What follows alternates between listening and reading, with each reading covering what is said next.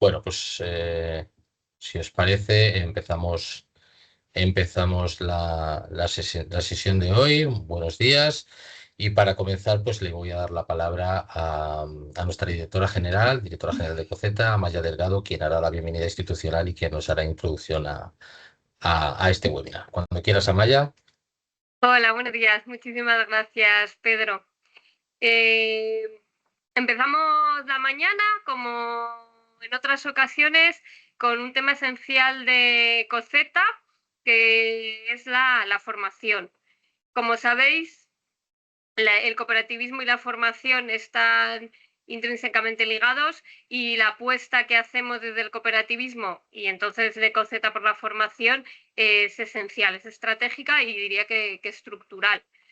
Os agradezco a todos, como siempre, la asistencia. Nuestras organizaciones territoriales, como siempre, nos acompañan, lo que es otro claro ejemplo de este compromiso, pero hoy también nos acompaña gente de las universidades, también, como siempre, nuestros compañeros del CEPE y de Fundae, porque este webinar, que no he dicho el título, pero bueno, os habéis apuntado y todos lo sabéis, microcredenciales de aprendizaje permanente, certificación del valor de la economía social a través de la formación, es posible gracias a ese acuerdo que existe entre las entidades de la economía social lideradas por CEPES, que también nos acompaña, gracias al acuerdo con CEPE y Fundae.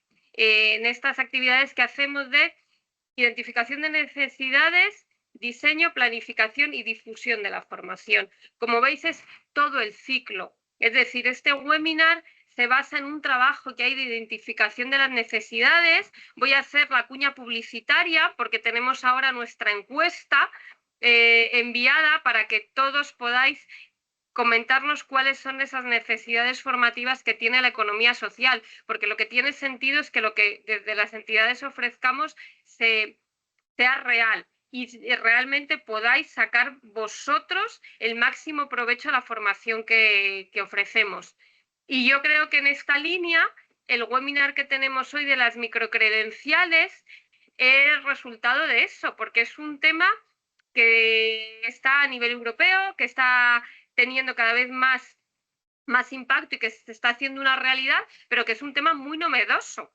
Entonces yo creo que nuestros cuatro ponentes que nos acompañan hoy van a contar que efectivamente hay cosas que a lo mejor no están 100% cerradas, que a lo mejor son cosas que van creciendo porque es un tema muy novedoso, es un tema que os traemos hoy como una herramienta que empieza a crecer ahora y que seguro que va a acompañarnos en el futuro para que todas las personas de la economía social se puedan seguir acreditando y puedan seguir certificando esas capacidades que tienen, que van adquiriendo a lo largo de su vida profesional y que lo bueno es acreditarlas con estas microcredenciales para profesionalizar cada vez más las entidades y las empresas de la economía social. A mí me gustaría darle enhorabuena a Pedro, especialmente por este webinar, porque me parece que ha quedado súper redondo, porque tenemos la suerte de contar con la administración, con la universidad y con una entidad de la economía social. Es decir, el círculo yo creo que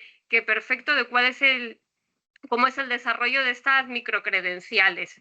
Empezamos por Jesús Vázquez, de la Subdirección General de Ordenación de la Formación Profesional, que nos va a transmitir ese marco normativo sobre las microcredenciales en España. Luego tenemos a dos representantes de la universidad, Fran, porque tenemos confianza, Fran García García, de la Universidad de Valencia, que abordará las claves para la implementación. Luego te contamos con Millán Díaz, de la Universidad de Zaragoza, que nos va a ofrecer una visión más específica sobre las microcredenciales en el contexto de la economía social. Millán pertenece a CIRIEC, entonces, bueno, tiene esa vinculación estratégica con la economía social. Y finalmente, nuestra querida Patane, que yo creo que en este webinar la conoce prácticamente todo el mundo, de la entidad territorial de Galicia, Espazocop, que nos va a contar cuál es ya su experiencia desde Spazocop en vínculo con las universidades presentando microcredenciales. Entonces, como os decía, yo creo que queda el círculo de todo el ciclo de esta microcredencial para que podamos entenderlas, para que podamos desde las entidades territoriales ver cómo podemos también cada una de las entidades territoriales, coger el ejemplo, por ejemplo, de Spazocop y empezar a certificar estas microcredenciales en colaboración con las universidades, y a las cooperativas y entidades de la economía social que nos acompañan, pues ver esa nueva oportunidad para nuestra formación, porque al final formarnos en el mundo en el que vivimos es esencial. Esto cambia muy rápido todo y tenemos que estar constantemente adquiriendo nuevas capacidades para poder hacer que nuestras cooperativas sean cada vez más profesionales, más eficientes, más productivas, y que podamos realmente desde el cooperativismo transformar nuestro país en nuestro ciclo productivo. Así que nada, muchísimas gracias a todos y a todas por acompañarnos una mañana más. Muchas gracias especialmente a nuestros 4 magníficos ponentes que nos van a dedicar un ratito de su tiempo. Y nada, paso ya la palabra a Pedro. Gracias. Pues muchísimas gracias, Amaya. Yo también me sumo a los agradecimientos por vuestra participación, por esta extensa participación, por vuestro interés. Y bueno, para aquellos que no me conocen, ya me he presentado, Amaya. Soy Pedro Blázquez, coordinador del área de empleo y formación en COCETA y coordinador de esta actividad que se enmarca dentro de esas actividades que hacemos para SEPE y Fundae y que, os voy a decir, son completamente gratuitas para todas vosotras, ¿vale? Dicho este disclaimer, porque sé que hay gente de la Fundae, nos metemos ya de lleno en el webinar. Antes de nada, me gustaría añadir a la motivación que ya ha dado Amaya, me gustaría añadir una circunstancia que se ha dado sobre todo en el último mes, hasta primeros de marzo, con respecto a las convocatorias Erasmus+, y en ella hemos observado desde COCETA que gran parte de las propuestas, sobre todo en los expedientes K220 que nos llegaban y que valorábamos, se incorporaba dentro de ellos el desarrollo de una microcredencial en colaboración con una universidad, en partenariado con una universidad. Cuando hemos hecho captación, hemos hecho mucha referencia a que esto de las microcredenciales iba también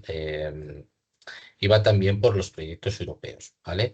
Sobre todo para que hubiese personas de aquí que están trabajando también en el proyecto europeo. Y deja, yo creo, de manifiesto ese impulso de la Comisión Europea de este nuevo modelo de reconocimiento de competencias tan importante, ¿vale? Y nos hacía también repensar, ¿vale?, si estábamos ante un cambio de paradigma formativo, respecto sobre todo al sistema de acreditación parcial de competencias que ahora veremos del sistema de formación profesional, si estamos ante un nuevo modelo de formación complementario al sistema o si estábamos pues ante un modelo que se solapa de alguna manera a efecto de aprendizaje permanente y reconocimiento de competencias, ¿vale? Y eso es lo que queremos un poco buscar. Quiero dejarlo ahí para que estemos constantemente reflexionando sobre este punto. Y, por supuesto, acercarlo a las empresas de la economía social y a las personas trabajadoras de las mismas, ¿vale? Ese es el objetivo. Así que, sin más, nos metemos ya de lleno en el programa de hoy y, en primer lugar, le voy a dar la palabra a Jesús Vázquez Pérez, que es jefe de servicio de la Subdirección General de Ordenación de la Formación Profesional del Ministerio de Educación, que, como ha dicho Amaya, pues nos va a hablar sobre ese marco normativo del sistema de microacreditaciones, del sistema de formación profesional, como punto de partida a ver si podemos o si conseguimos diferenciarlo del sistema de microcredenciales de ámbito universitario. Cuando quieras, Jesús.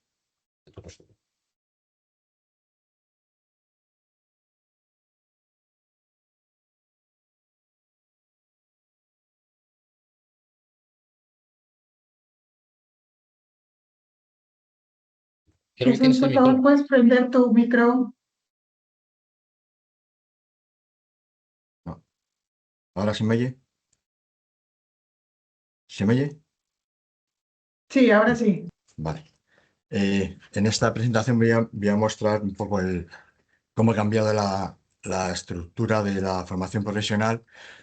Básicamente, a partir de la nueva ley de formación profesional, lo que se ha intentado es aunar, por una parte, la parte de formación profesional formal, que va por los estudios de formación profesional, y luego la parte que va por certificados profesionales que era, digamos, la que dependía de la parte laboral, la del Ministerio de Trabajo. Lo que hace esta nueva estructura es que reconoce el último de los niveles, que sería el de las microacreditaciones, que antiguamente no estaba reconocido, formaba parte de las acreditaciones parciales y no estaba registrado tampoco. Entonces, en el nuevo marco, que se basa en la Ley 3 del 2002 de la formación profesional y en el Real Decreto que lo desarrolla, lo que vamos a ver es cómo hemos pasado de un sistema relativamente cerrado a uno más dinámico. Antiguamente teníamos un sistema fragmentado por una parte de la FP educativa y por otra parte de la FP para el empleo. Lo que hace este nuevo sistema es que aúna las dos y la estructura de forma que se pueda transitar desde una a la otra. Es decir, a partir de formaciones para el empleo o de certificaciones profesionales, ir generando distintos grados de formación para llegar hasta la formación superior no universitaria, que es la FP superior. Aquí lo que se intenta también es dar una respuesta modular y lo más rápida posible a las posibles cambios en el mercado laboral. Y por último, intentar que todas las personas que tengan una formación se les pueda reconocer fuera de los grados que había antiguamente, llegando incluso a la formación más básica, que serían las microacreditaciones, que es lo que llamamos ahora los grados A. Bien, como vemos ahora, antes lo que teníamos era por separado ambos sistemas, con una burocracia muy cerrada, con procesos muy lentos y muy cerrados, y luego poca capacidad de respuesta. En el nuevo sistema, la puerta es única, con una serie de trayectoria. Lo tenemos ahí en la formación modular. A partir de la formación básica se pueden ir generando distintos grados de formación, es decir, desde la A pasar al B, con los B construir C, y con los C, los D y los E.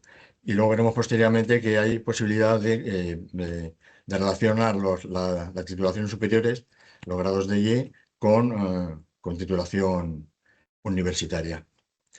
También se ha cambiado porque ahora el procedimiento es un procedimiento abierto. Antes iban convocatorias cerradas. Y también se ha introducido el carácter dual de la formación en la empresa. Antes, por una parte, teníamos la formación en la FP educativa, que era básicamente teórico-práctica, pero en las instituciones educativas. Y por otra parte, en algunos casos, la formación en las empresas, sin conexión entre ambas. Ahora, la formación CID, todas llevan formación dual. La arquitectura legal son esos 3 reales decretos: la determinación del sistema, que desarrolla la ley orgánica, la de regulación de elementos básicos, que nos dota de elementos que son los catálogos, y los registros. Catálogos de todos los elementos que van a formar parte de este sistema, y los registros, que sería la clave para poder tener un registro, por una parte, de todo aquello que se oferta en el sistema, y por otra parte aquello que se consigue con esa oferta. Es decir, todas las formaciones van a estar registradas, van a ser trazables y van a poder permitir al ciudadano que prosiga su formación. Y por último, el último Real Decreto regula el procedimiento de acreditación, porque en algunos casos la barrera de entrada antiguamente era un poquito elevada. Ahora, con unas competencias básicas que se refieren básicamente a comprensión y comunicación, tenemos un acceso a esa formación en los grados A. Entonces, en este sistema tenemos por una parte la formación inicial, que sería la antigua, la conocíamos, que era para acceder al mercado laboral. Por otra parte, tendríamos en aquellas personas que ya están dentro del mercado laboral, reconocimiento de todas las competencias que hubiese desarrollado, que antiguamente no había un reconocimiento oficial, por lo menos al nivel de microacreditaciones. Y por otra parte, el sistema lo que permite es una formación continua, es decir, tanto por formación formal como por formación por experiencia, se puede ir creando un itinerario formativo e ir aumentando la capacidad de las personas. Bueno, realmente aquí lo que tenemos es el esquema del aprendizaje a lo largo de la vida. Por una parte, partimos de unos grados menores, que serían los grados A y B, que son los más ágiles y dan respuestas a necesidades del sector productivo. Estos grados B se integrarían en grados C que los desarrollarían, y estos grados C a su vez en grados D y grados E. Y todo esto con un acompañamiento en todo momento, tanto en la oferta como en el reconocimiento de la formación. Tendríamos también, por otra parte, estas tres dimensiones en cuanto al desarrollo.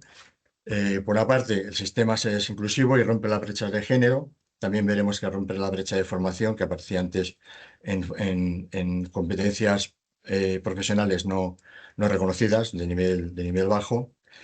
También vemos que, aunque es el ministerio el que genera toda esta estructura, luego las comunidades autónomas pueden aportar a dicho desarrollo, y en su caso también pueden adaptar, sobre todo asociado a las necesidades de las empresas, incluso de la realidad socioeconómica, estas ofertas. Y por último, vemos que hay una respuesta ágil del entorno productivo, de manera que la formación profesional está más ligada a las necesidades del mercado, y del mercado laboral y del mercado productivo, que a la propia formación y la generación de titulación. La estructura la tenemos aquí descrita. La más básica es lo que estamos viendo ahora, las microformaciones, las unidades de aprendizaje pequeñas, que serían la que se llama acreditación parcial de competencia o grados A, que es lo que llamamos microacreditaciones, que sería el equivalente a las microcertificaciones. Normalmente estas formaciones vamos a ver que son muy básicas. Construyen certificados B, que serían los que hasta ahora tenían cierta entidad en el registro, tanto en el SEPE como en el Ministerio, y luego los certificados profesionales, que sería, digamos, el nivel básico dentro de la formación laboral para el desarrollo profesional. Se ha producido una desagregación durante el año pasado, de manera que todos los ciclos formativos tienen relacionados ahora hacia abajo sus certificados y sus grados C, B y A, y también hacia arriba con los grados E, que ya los tenían previamente. Ahora lo que intentamos es que se vaya formando desde los A a los B y de los B a los C, y a partir de ahí, con algunas excepciones y con alguna formación fuera de esta formación de los grados inferiores, poder adaptarlo a los D y a los E. Los niveles de competencia son básicamente estos tres: operaciones básicas, que serían saber hacer. La ejecución con autonomía es hacer lo que sabemos hacer, pero con cierto criterio. Y en el caso del nivel 3, ya sería un nivel donde tenemos responsabilidad y planificamos a los componentes de los otros dos niveles. En cualquiera de los grados, a estos tres niveles están diferenciados y darían lugar a formaciones más avanzadas. El modelo dinámico nos permite, por una parte, a partir de las microacreditaciones y los certificados de competencia, como hemos visto antes, ir a certificados superiores, certificados C, certificados y ciclos formativos. También seguimos teniendo el reconocimiento mediante la experiencia laboral, a través de los programas de acreditación de competencias. Como hemos visto antes, en esta desagregación de los grados superiores, hemos relacionado en todos y cada uno de ellos las formaciones que, digamos, que se pueden desarrollar hacia abajo. Y por último, y lo más importante, todas estas formaciones están en un registro estatal y son trazables. Y estas formaciones van a estar a disposición del ciudadano, de manera que él, en cualquier momento, una vez que esté registrada esa formación, pueda acceder a cualquier otra formación de orden superior y con seguridad. Básicamente vamos a repetir un poquito la acreditación parcial. Son unidades formativas de pequeña duración, tienen 3 niveles. Están asociadas al catálogo modular que ha desarrollado el Ministerio y intentan que den una actualización rápida a las necesidades del sector. El currículum, en el marco normativo, el currículum lo diseña el Ministerio, se vincula con los estándares de competencia que también desarrolla el Ministerio y las comunidades autónomas pueden adaptar dicha normativa a sus necesidades o a las de su entorno productivo. Las prácticas, cada comunidad autónoma decide qué formación práctica puede ir asociada a dichas formaciones.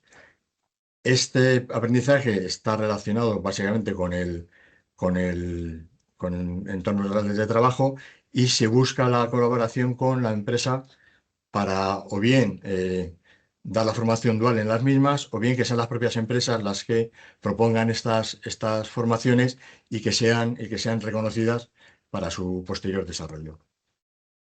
Por lo tanto, los criterios de evaluación serían, la valoración sería a través de los resultados de aprendizaje definidos en cada una de las formaciones. Estos requisitos tienen que estar adaptados a posibles actualizaciones y las credenciales están registradas, hasta ahora no estaban registradas, pero van a poder registrarse en el nuevo registro y este registro va a permitir que los ciudadanos puedan ver a partir de las formaciones que tienen a qué otras formaciones pueden acceder y cómo acceder a las mismas. Bueno, entonces este grado A se acumula hacia arriba, grados B, C y D, reconoce y permite transferir esta formación entre el sistema educativo y el sistema del empleo, como hemos visto antes, y permite tener un perfil profesional y tener acceso a ese desarrollo de los mismos. Bien, en esta segunda parte vamos a ver cómo se ha estructurado esta formación profesional y básicamente el grado A. Veremos que vamos dando vueltas sobre lo mismo, pero básicamente lo que hacemos es que el volumen de aprendizaje es un pequeño volumen, una oferta muy elemental. Es tan elemental que en algunos casos realmente lo que es útil en el grado A es los otros grados A que dan lugares a un grado B, que ya viene a tener más entidad y a partir de los grados C. Se intenta que esta formación sea lo más ágil posible y el diseño de bloques se diseña en bloques formativos que antiguamente se llamaban unidades formativas y permite la adquisición selectiva de conocimientos. Ya digo que estas unidades formativas que lo forman permiten también a su vez que en el caso de que no se pueda terminar la formación pueda reanudarse y llegar al grado correspondiente. Esto sería la nueva nomenclatura. Teníamos que el grado A serían las microacreditaciones, los microcredenciales que hablamos ahora, con bloques formativos más pequeños que el módulo, que sería en el grado B la herramienta principal y el grado C y el grado D. Voy a ir un poquito más adelante porque veo que estoy bien. ¿Qué ocurre en el caso de las microcredenciales y las microacreditaciones? Todas tienen el mismo origen común, que sería la recomendación del Consejo Europeo, es decir, unificar criterios para pequeños volúmenes de aprendizaje. En el caso de la formación profesional tenemos el diseño modular, que nos permite una recapacitación, sería el rescaling, y un incremento en la formación. Por una parte, actualizar los conocimientos y por otra parte, generar itinerarios hacia arriba. Y lo que se intenta es que el personal trabajador pueda recualificarse para poder adaptarse al nuevo método, al nuevo mercado productivo. cuando hablamos aquí del reconocimiento mutuo de créditos ECTS, que sí está en la universidad, son las ofertas de nivel 3 en el grado superior, las que sí tienen reconocidos estos créditos ECTS, de manera que las microacreditaciones sí permitirían, en el caso de que su acumulación permitiese acceder a grados superiores, tener ese reconocimiento, pero directamente como tales no aparecería. Este reconocimiento se refería en un porcentaje a la carga crediticia entre los títulos de grado superior y los grados universitarios que tuviesen alguna relación, y esta comparabilidad permitiría que esas microacreditaciones puedan ser utilizables en el caso de tengamos microacreditaciones universitarias. Hoy por hoy no me consta. Y por último, estoy 15 minutos. Por último, vamos a ver que la colaboración final entre el EGB y la universidad nos dice que en algunos casos se autoriza el diseño de módulos conjuntos, módulos que puedan ser utilizables tanto en la formación profesional como en universidades, de manera que el cursar en uno o en otro caso tenga un reconocimiento inmediato. También vemos que la normativa mixta, que haya una relación entre los ministerios que llevan a cabo todas estas actividades de formación y también con el tejido empresarial, y que estas pasarelas formativas faciliten que las personas puedan moverse dentro del sistema formativo. Realmente en la formación profesional lo que intenta ahora mismo es que nadie que tenga una formación que pueda ser reconocida no esté sin reconocimiento, y que luego esa formación le permita acceder a otros grados. Entonces, estas microacreditaciones tienen un registro oficial, tienen una estructura acumulable, y básicamente el objetivo común es intentar, por una parte, recualificar a la población, y por otra parte, seguir lo que llaman perfeccionamiento profesional, que seguir escalando en la formación. Y por último, esta información recogida en los registros, la idea es que hoy por hoy no está recogida en el registro de certificados profesionales y en su momento en el registro estatal de formación profesional, que forme parte de la carpeta digital de los ciudadanos, de manera que ahí se recojan, por una parte, toda la formación que tiene en el ámbito de la formación profesional, y a su vez el de la formación universitaria. Esta formación tiene portabilidad, es decir, es trazable, y al estar registrada puede ser utilizada en formaciones posteriores. El registro, una vez que está registrado en el registro estatal, pasaría a la carpeta ciudadana, y toda esta formación que ahora, hasta la fecha, en cada una de las comunidades autónomas tiene sus propios registros, esté centralizada en un registro estatal, de manera que cualquier persona en cualquier situación de movilidad, o bien laboral o bien de estudios, pueda acceder a la misma. Por lo tanto, este sistema de las microacreditaciones, el grado A ya es una microcredencial oficial, es registrable y tiene valor oficial. Permite un trayecto de formación dentro del sistema de la formación profesional, y luego también estas formaciones tienen una evaluación dentro del EQABET que asegura la pertinencia y la calidad de la formación en el ámbito europeo.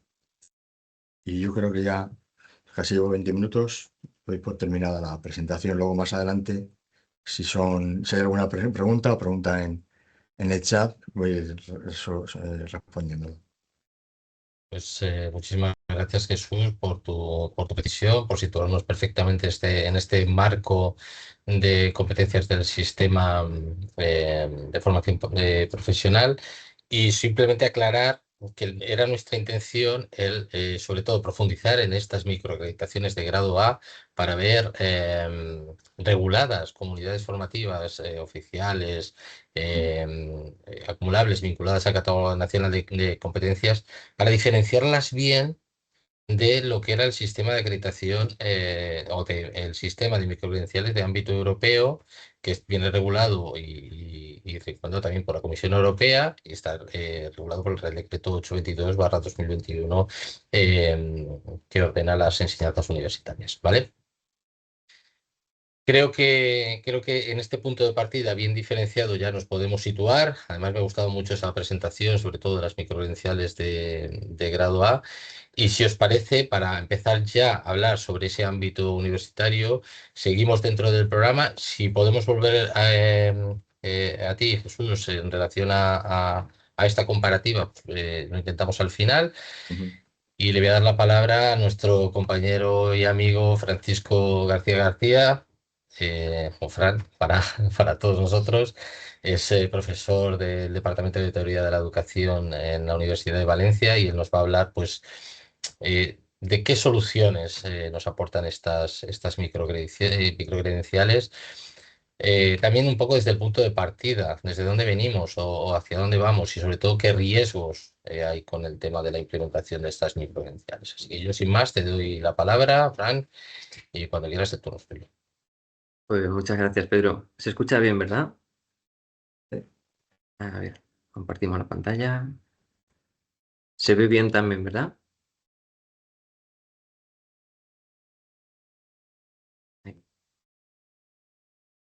Bien. Pues Sí, yo creo que efectivamente, creo que voy a dejar de lado una lógica más jurídica o administrativa que Jesús ha explicado muy bien y me voy a centrar más en una lógica formativa o educativa. Em, Sí voy a hablar del problema a lo mejor o los problemas que pueden resolver las microcredenciales y hablaré de un riesgo en concreto que para mí pues, me parece bastante importante. A ver. Bien. Las microcredenciales tienen sentido en entornos de incertidumbre o entornos que llamamos VUCA, que son siglas de entornos volátiles, inciertos, complejos y ambiguos. Es decir, en las sociedades, no solo las empresas, pero las empresas también, estamos sometidos a bastantes cambios, especialmente en las sociedades modernas. ¿Cambios como cuáles? Pues de repente nos viene una pandemia del COVID, todo el mundo probablemente nos acordamos de cuando íbamos con las mascarillas, la movilidad restringida, y entonces surgen necesidades de teletrabajo, de necesidades de transformación digital de las empresas, y eso implica pues, necesidades también de formación para el personal que está trabajando en esas empresas. Poco después llega la guerra de Ucrania. Bueno, pues entonces tenemos un problema en las cadenas de suministros, las empresas que dependen de estos suministros, pues empiezan a tener que reinventarse en cierto modo, ¿no? Y surgen nuevas necesidades de formación de los empleados o de las personas que están trabajando en esa empresa. En el caso de Valencia, llega la Dana hace no mucho. Tenemos una catástrofe climática y medioambiental y pues se van al traste miles de puestos de trabajo y entonces en las empresas que todavía están subsistiendo y sobreviviendo a este asunto, pues empiezan a necesitar ciertas habilidades de cómo gestionar la crisis, afrontar la recuperación de estas empresas y tal. Uno de los últimos cambios es el cierre del estrecho de Hormuz con la subida del precio de los carburantes, que ya el gobierno se está encargando de aplicar medidas en nuestro caso, en cada país lo están gestionando de alguna manera. Hay países en los que han vuelto a la parte del COVID en las que han restringido la movilidad directamente. Este tipo de situaciones, pues genera un impacto en el mercado laboral. Y ese impacto en el ámbito de la formación o de la educación se traduce básicamente en necesidades de recualificación del personal. Es decir, hasta ahora la gente venía formada, ¿no? Pues con sus titulaciones de base, quien tiene una FP, quien tiene un grado universitario, un máster, lo que sea. Y esta formación de base, pues tiene un perfil de egreso, ¿no? Tiene unas habilidades que están en el perfil de esta persona que se ha formado, pero ese perfil no prevé pues, todo lo que estábamos hablando antes, ¿no? De las transformaciones. Yo he mencionado cuatro, pero pues, hay muchas van surgiendo, un software que se actualiza, algo que sucede a nivel local, una política nueva que surge. Pues todo eso detona necesidades de formación. El perfil que tienen los profesionales que están trabajando en las empresas con su formación de base o su formación inicial para el empleo no tienen esas habilidades, porque en el momento en el que se formaron, pues, no se preveía que fuera a necesitarse esas habilidades, ¿no? Habilidades digitales, las que sean, ¿no? Entonces, hace falta una recualificación. Este es básicamente el impacto que generan estos cambios en el mercado. Esta recualificación puede venir básicamente en dos formas, o hoy en día lo clasificamos en dos formas: reskilling y upskilling. Es decir, en el caso del reskilling puede ser que surjan nuevas necesidades de habilidades, caso de la inteligencia artificial recientemente, y entonces necesitamos adquirir nuevas competencias que ni estaban ni se las esperaba pues en las asignaturas que cursamos en nuestra formación inicial o en los cursos que hicimos después. Por ejemplo, este es el caso de la inteligencia artificial. Entonces, pues, hace falta una formación en la que a mí se me enseñe pues, ingeniería de prompts o lo que sea. También puede suceder pues, necesidades de upskilling. Por ejemplo, pues, en una entidad que trabaja con Microsoft Office, por ejemplo, como nos pasa a muchas entidades. Y de repente sacan una versión nueva y de repente el Word, Excel, etcétera, tienen nuevas prestaciones. Pero el personal que está trabajando en esa empresa no conoce estas prestaciones. Entonces, lo que necesita no es tanto adquirir una habilidad nueva, sino ampliar las competencias que ya tiene. Es decir, reciclar de alguna forma lo que ya sabe esa persona que está trabajando en la empresa. En cualquier caso, pues las microcredenciales, grosso modo, lo que resuelven es este problema, básicamente. Antes de empezar el evento, estábamos hablando más en petit comité de que pues, a lo mejor estamos dándole un nombre a algo que en cierto modo ya venía existiendo. Ahora hablaremos de esto, ¿no? Pero básicamente lo que hay detrás es, pues hay necesidades de recualificación.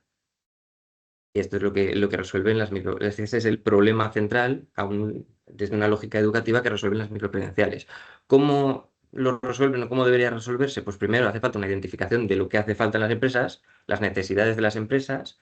En caso de que estábamos hablando de la IA, pues a lo mejor hace falta que las personas que están trabajando en una entidad sepan cómo utilizar inteligencia artificial generativa.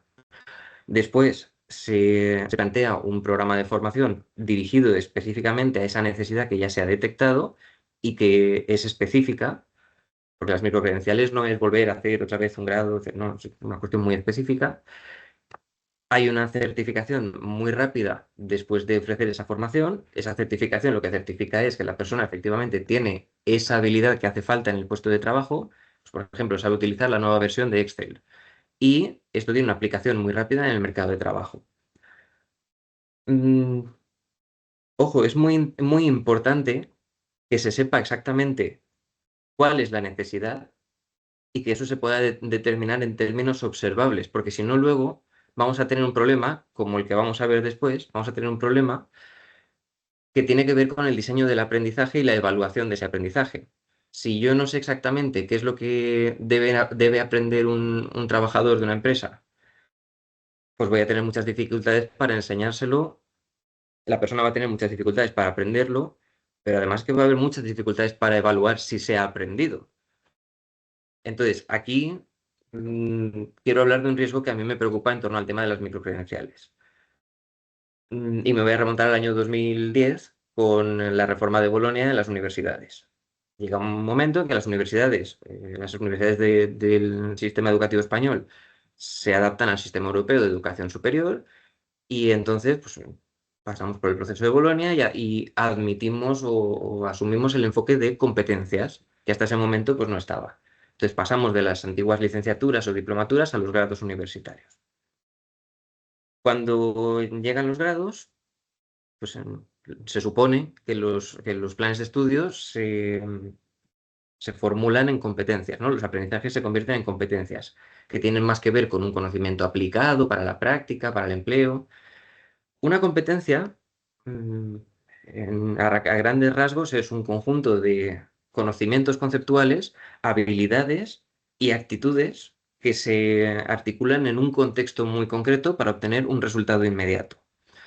Voy a poner un ejemplo para que lo entendamos todos, que no tiene que ver con un ámbito específico de empleo o con un sector específico, sino con la educación básica. Por ejemplo, la comprensión lectora es una competencia. ¿Cuáles son los contenidos conceptuales que yo tengo de esa competencia? Pues yo tengo que saber las letras y tengo que saber los fonemas que corresponden a cada letra o a cada grafema. Y entonces tengo que también saber un vocabulario, porque cuando yo leo, pues tendré que entender lo que estoy leyendo, ¿no? Tengo que tener una serie de conocimientos conceptuales. Tengo que tener una serie de habilidades que, pues, por ejemplo, la descodificación fonológica. Yo voy descodificando letra a letra los fonemas que hay detrás de cada letra. La M con la A, ma, entonces ma, y voy aprendiendo a leer. Estos son habilidades, ya no son conceptos. Y la parte actitudinal también es muy importante. Si yo, por ejemplo, me pongo a leer El Quijote un día de verano, salgo a la terraza de casa con un buen vino y me pongo a leer el Quijote por placer, pues seguramente voy a enterarme de la lectura, pero si me levanta alguien a las 4 de la madrugada para leer El Quijote cuando he salido de fiesta la noche anterior, pues seguramente no me enteraré igual de bien. La comprensión lectora, que es una competencia, se resiente por un contenido actitudinal. Bueno, todo esto es una competencia y lógicamente se aplica en un contexto concreto, que es donde hay lecturas para leerlas. Pasa lo mismo con el cálculo aritmético, son 4 competencias: sumar, restar, multiplicar y dividir. Para sumar yo necesito saber el concepto del conteo, la adición, etcétera, ¿no? Estos son competencias, pero cuando vamos a un plan de estudios de una universidad, cualquier universidad me sirve, vamos a un grado cualquiera y vemos las competencias del perfil de egreso, vemos algo así como competencia creativa, competencia de comunicación, o a veces vemos competencias muy raras, a veces cuesta incluso entenderlas. Pues conocer la disciplina desde el estudio diverso de las distintas... En fin, esto no son competencias. ¿Por qué pasa esto? Y esto a día de hoy, si cualquiera se mete en la página web de una universidad, lo verá. Esto lo arrastramos desde el año 2010, cuando asumimos el tema de las competencias. ¿Por qué pasa esto? Pues porque las personas que diseñan los planes de estudios, desde el primer momento, no han sido formadas en el enfoque de competencias.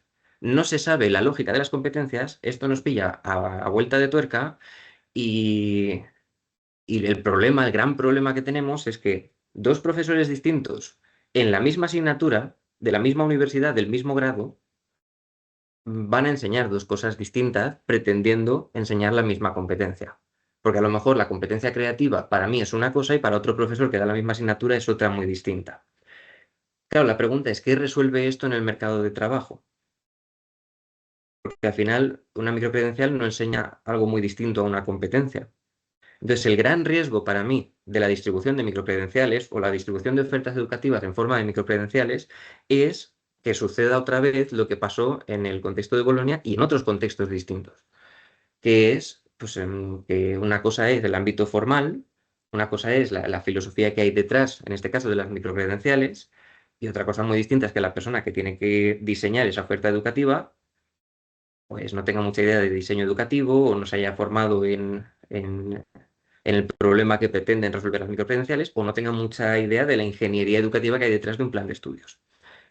Y finalmente el gran riesgo que hay es que la persona que cursa esa microcredencial no aprenda lo que tiene que aprender para el puesto de trabajo, para resolver la necesidad del entorno buca en su puesto de trabajo y en última instancia pues que nos encontremos con un mar de microcredenciales de las cuales pues algunas sí resuelven determinados problemas y otras, tal vez la mayoría, pues igual simplemente están ahí para cursarlas, para obtener un conocimiento que puede venir bien en un momento determinado, pero que no resuelve un problema preciso, calculado, milimétrico que se ha detectado previamente.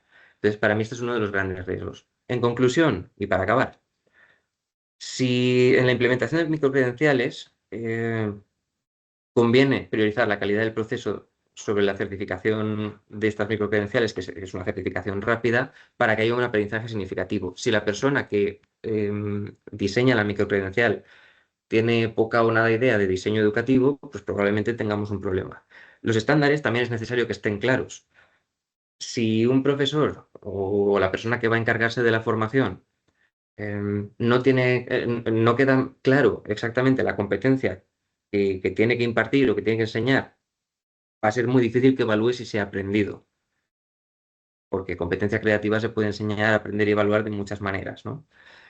Y al final esto tiene que ver con una integración coherente con el mercado laboral, el mercado de trabajo, que resuelva problemas reales que van surgiendo con los cambios a corto plazo que suceden en las sociedades y en las empresas en más a día de hoy. Entonces, dejo aquí mis datos de contacto, por si alguien quiere contactarme en algún momento o continuar charlando sobre el asunto. Y por lo demás, pues agradezco mucho que me hayáis invitado al evento. Y nada, quedo a vuestra disposición para comentar lo que queramos. Gracias, Fran. No sé si, bueno, creo que tu presentación ha quedado muy clara, ha sido muy crítica y también muy constructiva.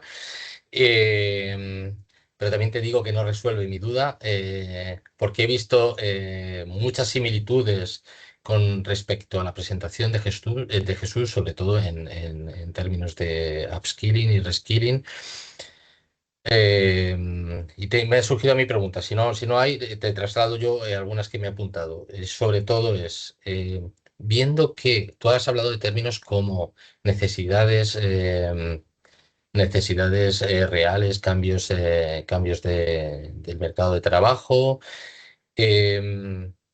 Mi primera pregunta es, ¿por qué hacer una microcredencial a nivel europeo en vez de utilizar el sistema de microacreditaciones? ¿Vale? Después, me surge un riesgo que no sé si tú lo consideras, si es que tengo la sensación de que va a haber una hiperinflación de microcredenciales en base a moda, ¿vale? Y si crees que esa hiperinflación de microcredenciales se puede contrastar por la vía de las necesidades, el estudio de necesidades o la detección de necesidades formativas y de cambios de modelos de trabajo. ¿Vale? Esas son mis preguntas, a ver si me puedes ayudar, porque yo digo que no sé por qué tenemos que ir ahora a las microcredenciales cuando tenemos un sistema de acreditación ya establecido, parecido. Sí, Pedro, no he escuchado la primera pregunta, disculpa. Ay, no, era por qué deberíamos ir hacia. Si quieres lo dejamos para el final, porque yo creo que es un tema que es recurrente. ¿Por qué debemos ir hacia una microcredencial? ¿Por qué una microcredencial de ámbito universitario en lugar de una microacreditación de grado A del sistema de formación profesional? Si al final tú has hablado de inteligencia artificial y nosotros hacemos cursos también de inteligencia artificial. ¿Vale? Esa es la pregunta.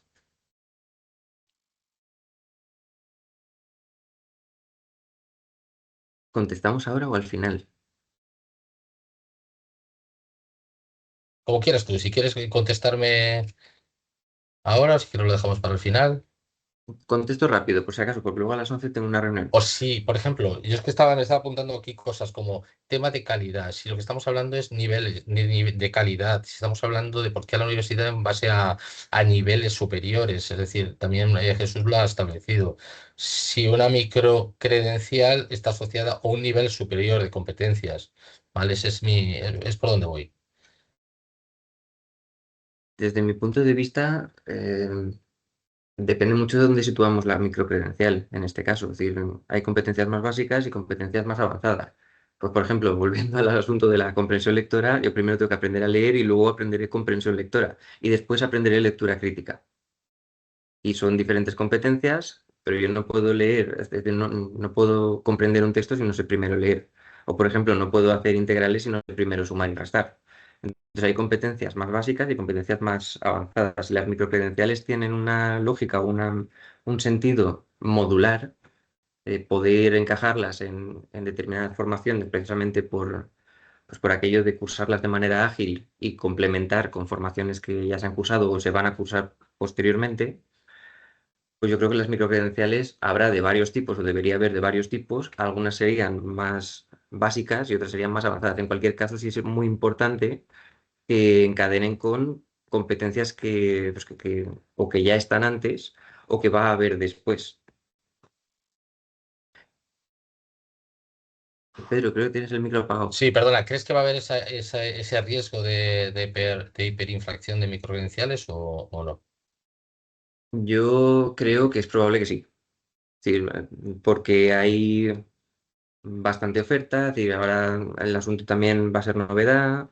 En las universidades, por ejemplo, mucha gente se está moviendo. El otro día, por ejemplo, un colega ofrecía precisamente una microcredencial de inteligencia artificial financiada con fondos europeos.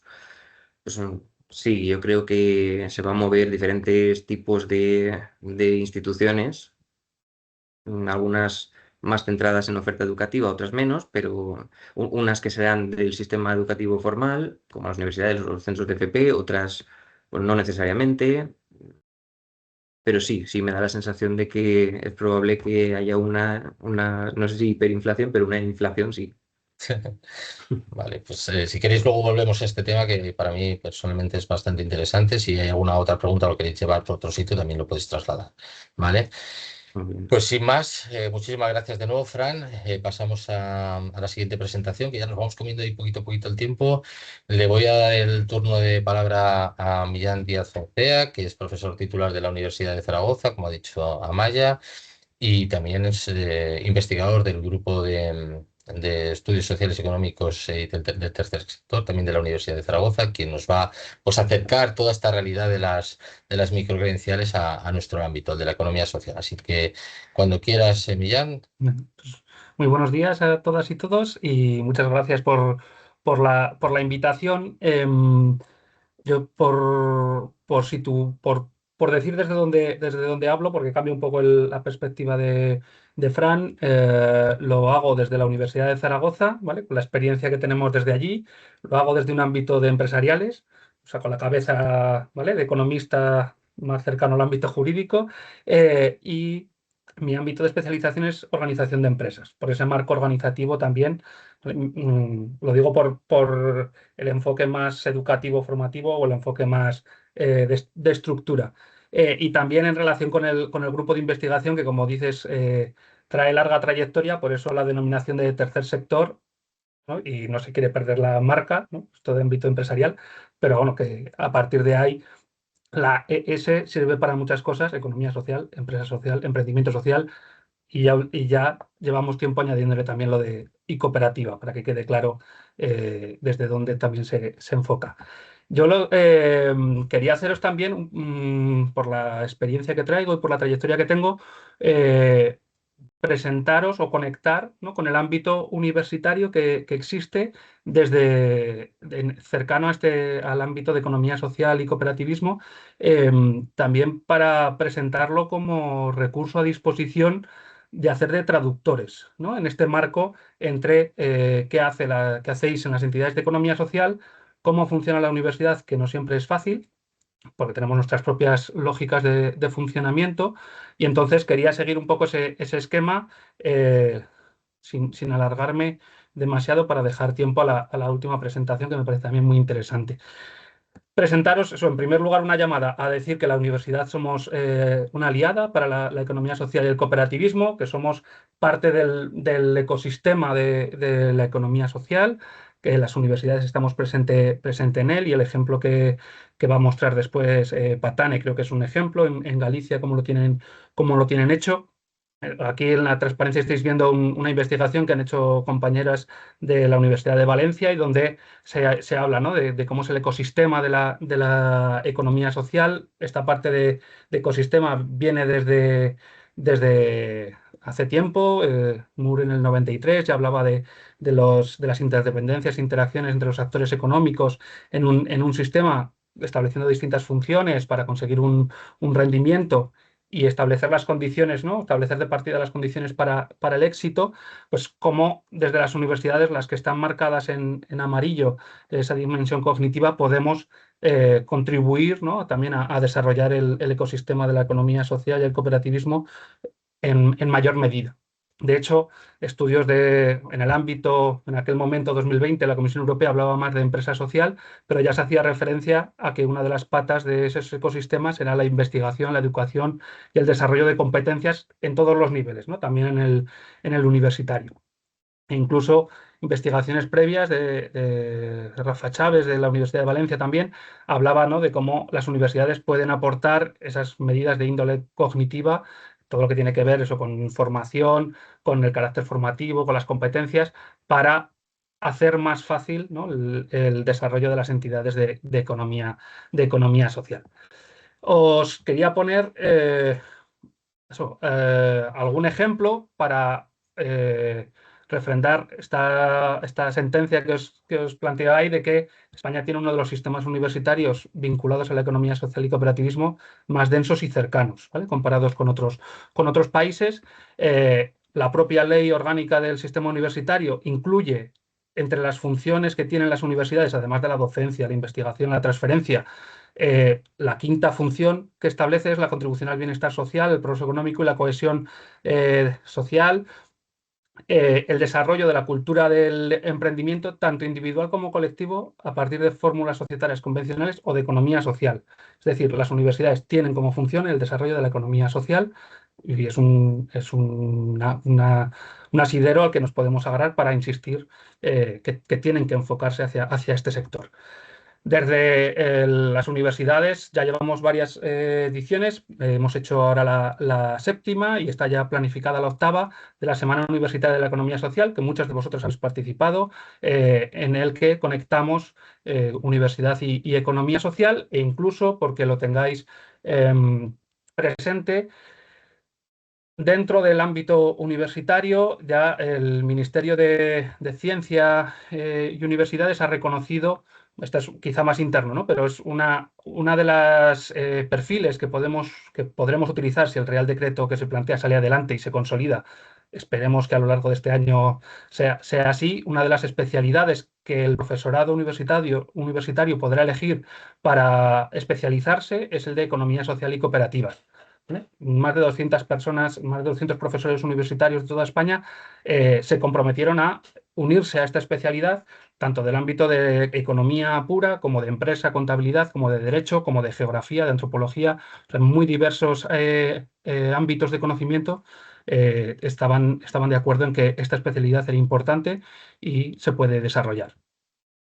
Lo digo porque tenéis cómplices en las universidades, ¿vale? Para hacerlo, para hacer todo esto.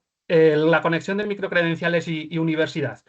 Me parece, mientras escuchaba a Javier, a Jesús Vázquez, veía como que el punto de partida es similar tanto para el ámbito de la FP, ¿no? Que es el que ha presentado principalmente, como para el ámbito universitario, y parte de esa recomendación del Consejo de 2022 en el que habla de microcredenciales para el aprendizaje, pero que me da la sensación, ¿vale?, de lo que he ido, lo que nos han ido contando, ¿no?, en el ámbito universitario y de toda la investigación que he podido hacer para esta presentación, que hay como esas dos ramas, una más desde el ámbito de la formación profesional y otra más desde el ámbito universitario, y que cuelgan una serie de referencias normativas. Me ha llamado la atención porque la ley orgánica de FP es la 322 y la de universidades es la 223. ¿Vale? Cuidado, no confundir. En la LOSU, en la ley del sistema universitario, aparecen las microcredenciales como una modalidad del ámbito de formación a lo largo de la vida. Y aquí es creo que una de las razones por las que se ha apostado por las microcredenciales, ¿no? Entiendo que las universidades es un recurso colectivo que tenemos en la sociedad, que hay que darle uso, tienen mucha capacidad formativa, unos sistemas de garantías, ¿no?, que después lo establecen los reales decretos específicos. Hablan, el último que os pongo ahí para la creación, reconocimiento y autorización de centros universitarios, habla de que para ser centro universitario tienes que disponer de un sistema interno de garantía de la calidad, y eso es lo que pueden aportar las universidades, además de la capacidad formativa, organizativa, etcétera, y que ese enfoque hacia la formación a lo largo de la vida es lo que en el futuro va a dar sentido a las universidades, o pueden aportar las universidades a la sociedad, ¿vale?, una vez que la natalidad está cayendo, ¿eh? Y que los chavales de 18 años cada vez son menores. Lo que se plantea es que las universidades pueden dar funciones, ¿no?, a este ámbito formativo a partir de esas microcredenciales que se establecen como esos micromódulos de menos de 150 horas formativas. Entonces, pero ese marco no lo tipifica, o sea, simplemente son referencias, y de hecho son las 3 referencias en cada una de las normas que aparecen. No hay un desarrollo normativo como se tiene en la formación profesional, y entonces ahí es donde aparece que cada universidad lo está haciendo un poco como puede, sabe o establece. He intentado buscar un repositorio de microcredenciales universitarias, a ver si el Ministerio de Universidad con competencias en la universidad lo tenía, a ver si alguna universidad se había lanzado. No existe. No hay un repositorio donde aparezcan todas las microcredenciales que existen en España por las universidades. Entonces, cada universidad tiene su propia, con este marco que establecemos, tiene su propio procedimiento, su propia normativa interna, sus propios precios a cada uno de los o costes, ¿no?, asociados a cada uno de los planes. Y sí que hay dos iniciativas que decía ahora Fran, de apuesta por las microcredenciales. Uno es el Plan Microcreds, viene desde el Ministerio, pero tampoco hay un listado unificado de microcredenciales que se financien desde el Ministerio a través de este plan, que está conectado con Next Generation y otros programas europeos. Y sí que el Santander ha apostado por estas microcredenciales financiando parte, y ahí sí que existe ese listado, ¿no?, de microcredenciales financiadas por el Banco Santander o alguna organización de su ecosistema también, para poder hacerlo en las universidades. ¿Qué aportan las universidades o qué características tienen las microcredenciales en la universidad? Esa formación rápida, flexible, conectada con el empleo, vinculado a todas esas, lo que acabáis de hablar en la presentación anterior. El acceso abierto, no hace falta una titulación universitaria para poder desarrollar esas microcredenciales, y eso amplía mucho la oferta o la capacidad de las universidades para ofrecerlo. Tiene que tener una duración breve, tienen que tener un certificado digital detrás que es acumulable y homologable a nivel europeo, como ocurría con la FP, que incluso puede dar lugar a formaciones universitarias completas, ¿no?, con la suma de esas microcredenciales. Hay una flexibilidad para hacerlo online, presencial, híbrido, de cualquier manera. El certificado que se obtiene es propiedad del estudiante o de la estudiante que lo desarrolla, y se vincula con ese Europass, que ese certificado, esa credencial digital que es verificable a nivel europeo, y por eso se conecta a través de los ECTS, etcétera, con un reconocimiento europeo. Entiendo que el mismo sentido que tenían en la FP. Hay un respaldo institucional de sello universidad, ¿no?, que tiene un procedimiento de calidad reconocido, acreditado, evaluado por las agencias nacionales o territoriales específicas, y que eso, digamos, que es lo que puede aportar, ¿no?, como especialidad la universidad. Como digo, aporta esa legitimidad en la certificación académica y esa interconexión con el espacio europeo, al ser reconocido, ¿no?, esa formación como en el ámbito universitario, además de la capacidad de organización y el profesorado que tenemos disponible.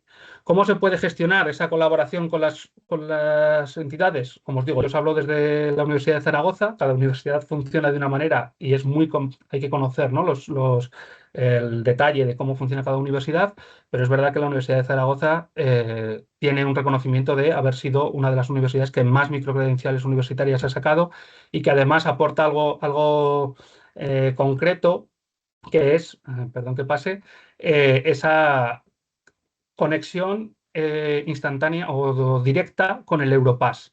Normalmente lo que se hace es que se da un título al estudiante, y es el estudiante el que tiene, ¿no?, el que puede subirlo a la plataforma europea para poder hacer todo ese seguimiento y esa cartera digital de certificados. En el caso de la Universidad de Zaragoza sí que hace esa conexión directamente, y es la universidad la que lo establece. Está integrado con los sistemas de formación permanente de la universidad, entiendo que como otras universidades, y hay dos modelos básicos en las universidades. Uno es el de microcredenciales propias, es decir, desarrolladas a iniciativa de profesorado de la universidad, como tenemos otros estudios propios y existen otras formaciones, o puede ser en colaboración con una entidad externa, y esto es a través de un convenio. Yo pregunté a la Universidad de Zaragoza y lo que me dicen es que en nuestro caso solo tenemos una experiencia realizada con una empresa editorial, y que lo que se hace es verificar el formato de cuál es la formación, ¿no?, que cumple los estándares básicos de una formación, con competencias y con contenidos, y que después desde la universidad hay un profesor, un dedicado, que acredita que lo que se dice que se iba a hacer se ha hecho correctamente, y por tanto puede recibir el sello de la universidad. Planteaba las necesidades de formación que necesitan las entidades de economía social. Sois más expertos desde el propio sector. Yo me he ido he rescatado el estudio que tenéis de necesidades de formación, y ahí salían, ¿no?, como una serie de áreas formativas como más concretas, donde la formación actualmente se está dando, ¿no?, a través de esos canales de especialidades, del catálogo de especialidades formativas, ¿no?, tanto en el ámbito de gestión como en el ámbito más igualdad, diversidad, medio ambiente o idiomas, que eran las que menos se tenían en el estudio, que os recomiendo atender. Ahí recojo la llamada de Amaya. Es muy interesante porque permite conocer, ¿no?, qué especialidades formativas son más demandadas. Estas son las que aparecían en el estudio del año anterior, y las que son menos demandadas, ¿no?, vinculadas a los idiomas y a otras herramientas más técnicas, informáticas o comunicativas.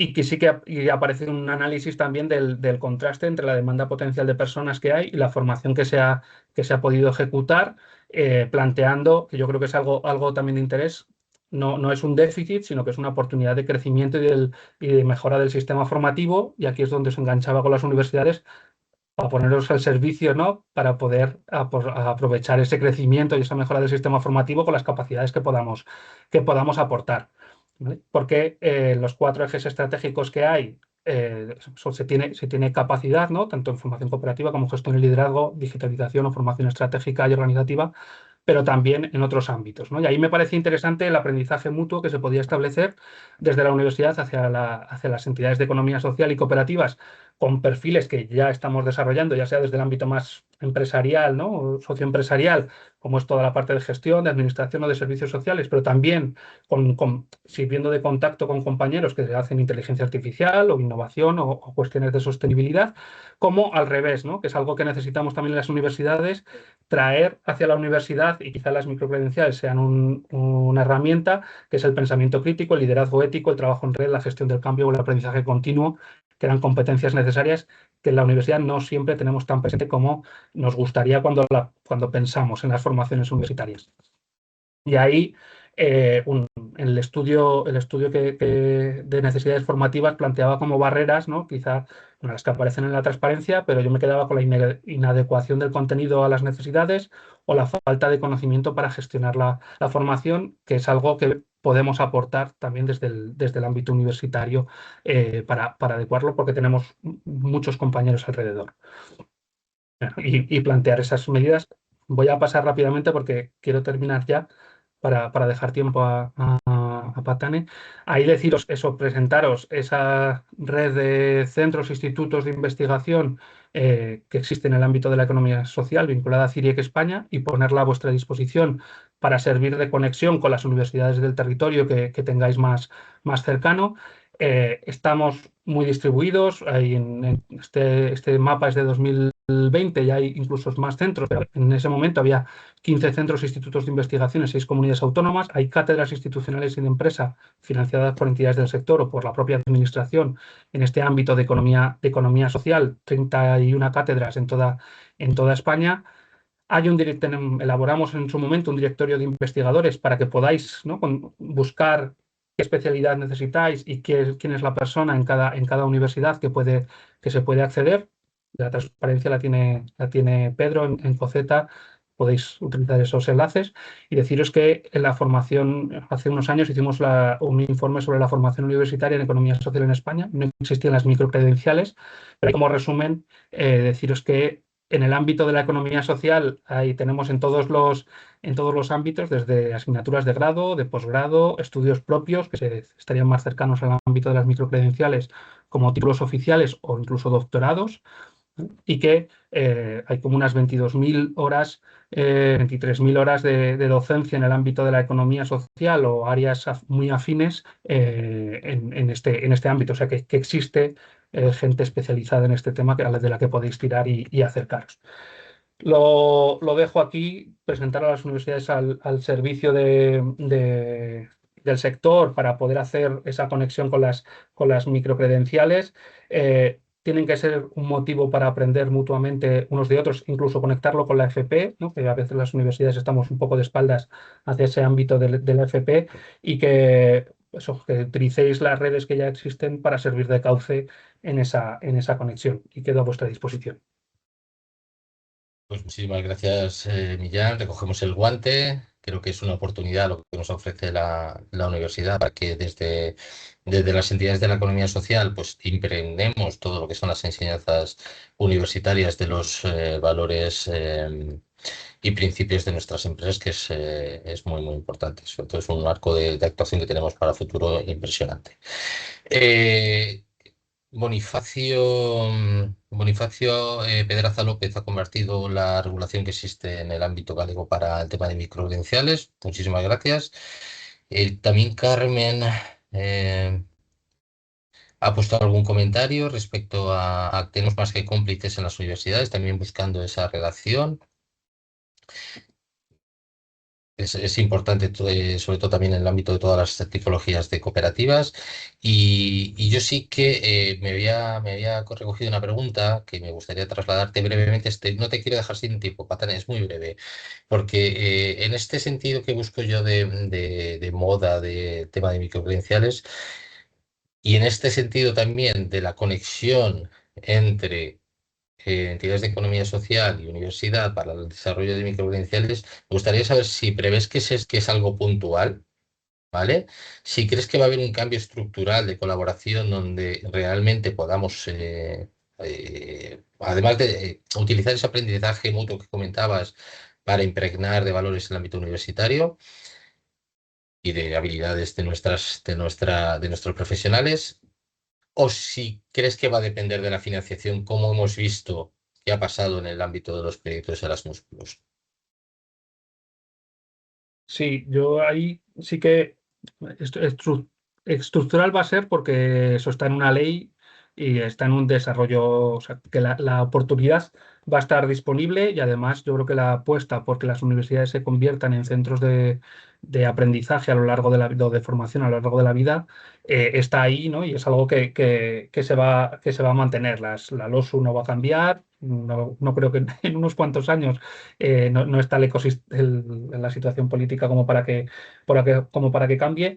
Ahí yo creo que también depende de cómo usemos, ¿no?, la parte de microcredenciales, si es una oportunidad de las universidades para ir hacia el sector y viceversa, incluso hacia la FP, que ahora ya digo que resulta muy, muy lejano.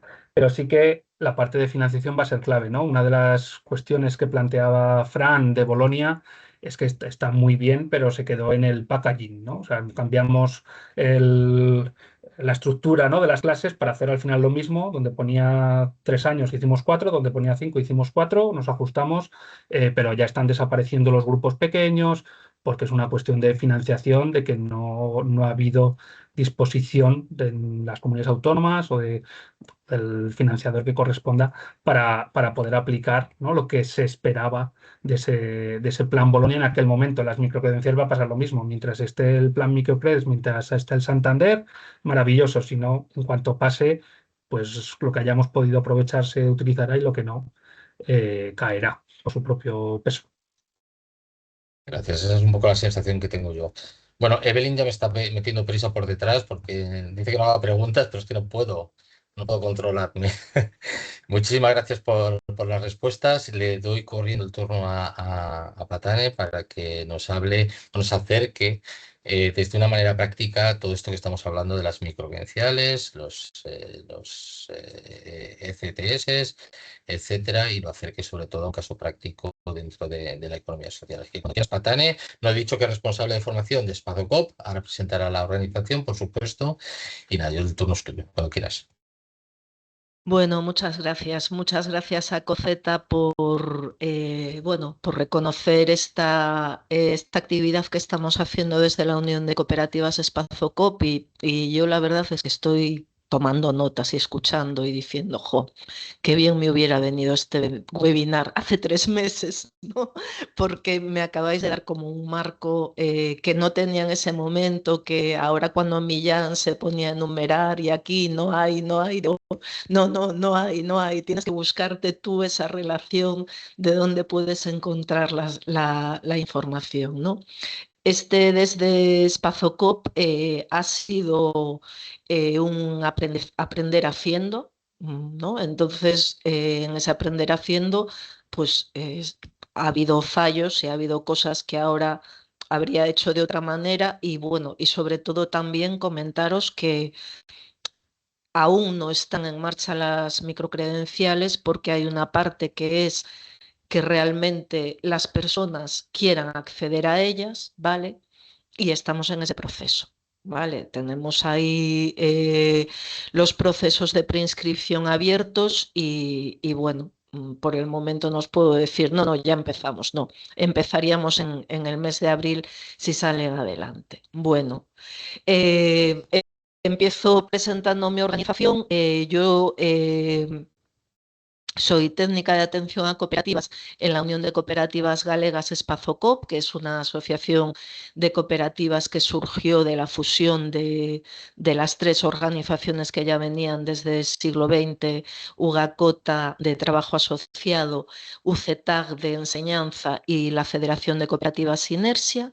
Agrupamos ahora mismo a 282 cooperativas de diversas clases, trabajo asociado, consumo y enseñanza. Los objetivos de la Unión, la representación y defensa de los intereses colectivos de las cooperativas, la promoción del cooperativismo, el acompañamiento al emprendimiento cooperativo y la información, asesoramiento y formación dirigida a las cooperativas socias y a las personas que están interesadas en poner en marcha una cooperativa. El papel de la formación en el cooperativismo, como ya comentó en la presentación Arantxa, como comentó Pedro también y en la posición que lo ocupa en COCETA, no creemos que la formación es clave. Es clave para que se surjan nuevas cooperativas, es clave para que se profesionalice la gestión.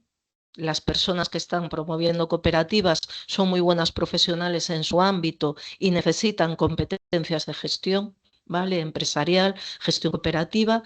Es clave para el relevo generacional, para que las personas puedan continuar proyectos que ya existen y para la sostenibilidad en general de los proyectos colectivos, ¿no? Me resuena ahora un poco lo que comentaba Fran en su exposición, ¿no? De los entornos BUCA. Aquí podéis ver una captura de pantalla de la plataforma de teleformación de Espazocop que surgió como respuesta a esa necesidad en plena pandemia, ¿vale? Nosotros teníamos una propuesta de formación presencial para todo el año 2020 que tuvimos que cambiar en 2 meses a teleformación. Y a partir de ahí, pues esto resultó ser un recurso muy interesante que nos permitía llegar a más públicos, tener más tipos de formación, ¿no? Y bueno, y aquí digamos que ese es el caldo de cultivo también para ver una oportunidad en estas microcredenciales. En el año pasado, por ejemplo, os pongo aquí en esta diapo, formamos a más de 700 personas.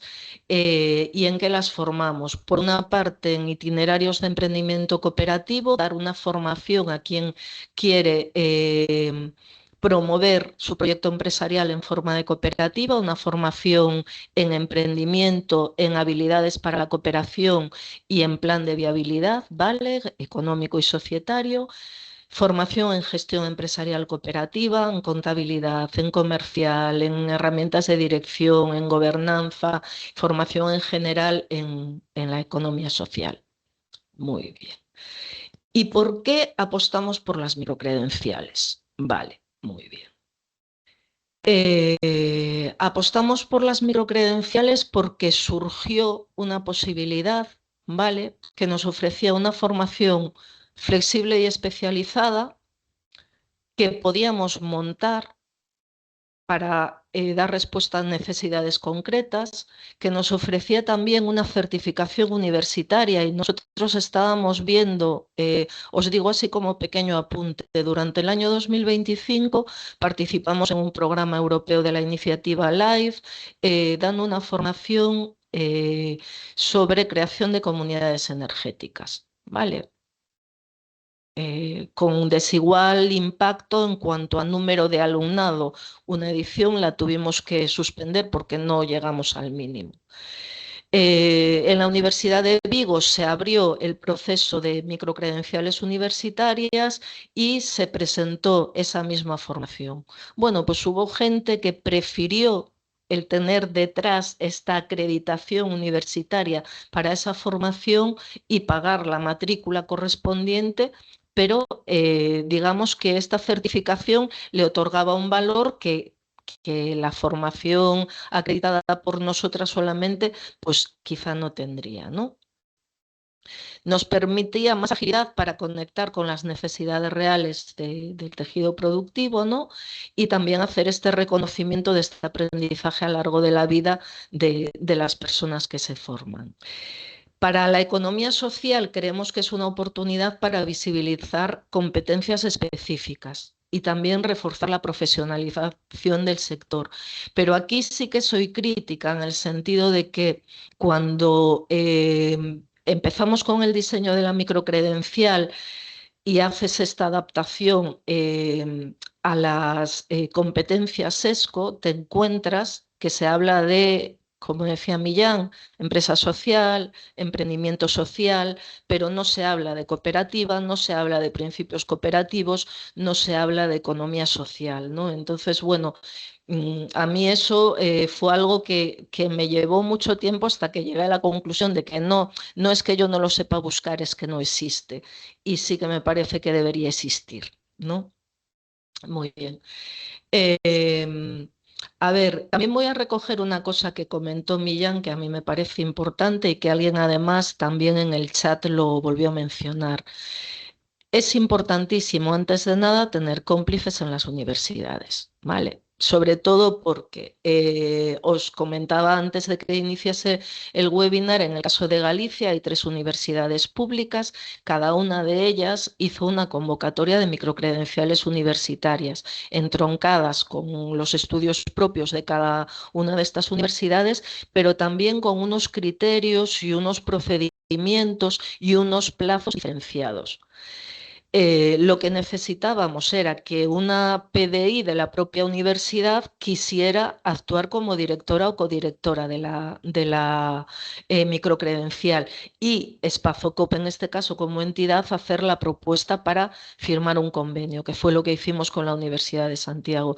Si no tenemos estas cómplices que quieren acompañarnos y que quieren apoyarnos en este proceso, es muy difícil llegar a ello. Nosotros, por suerte, tuvimos estas cómplices en el Departamento de Pedagogía y de Didáctica, Ana Vázquez Rodríguez, profesora de Pedagogía Laboral, y en la Facultad de Ciencias de Educación de la USC, y en el Departamento de Economía Financiera y Contabilidad, Loreto Fernández, en la Facultad de Economía.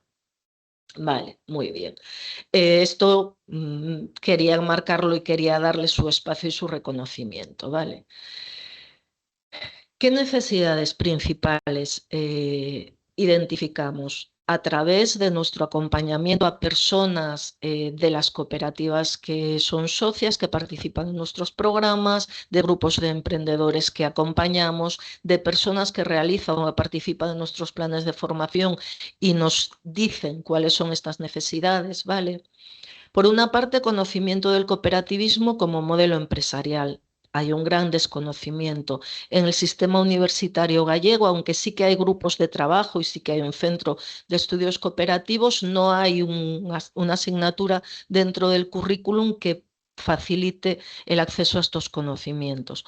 Y además, como hay un sector primario como muy potente, en Galicia es habitual que cuando tú digas cooperativa, la gente piense en vacas.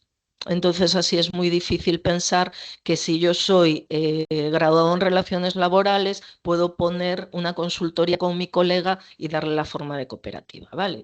Este desconocimiento del cooperativismo. Faltan también competencias para el emprendimiento colectivo dentro de la economía social. Y también es necesario o hay una necesidad, ¿no?, de conocimientos en gestión económica y financiera específica en cooperativas, por parte tanto de los profesionales de las cooperativas, pero sobre todo de profesionales de servicios de asesoría y de gestoría, que desconocen la fórmula y eso les lleva a no recomendarla. ¿vale? Y esto genera un problema muy grande para que surjan nuevas cooperativas, ¿vale? Muy bien. Entonces, las microcredenciales que impulsamos, por una parte, economía social y emprendimiento cooperativo, con la Facultad de Ciencias de la Educación, y por otra, gestión económico-financiera de la Cooperativa de Trabajo Asociado, con la Facultad de Economía. Muy bien.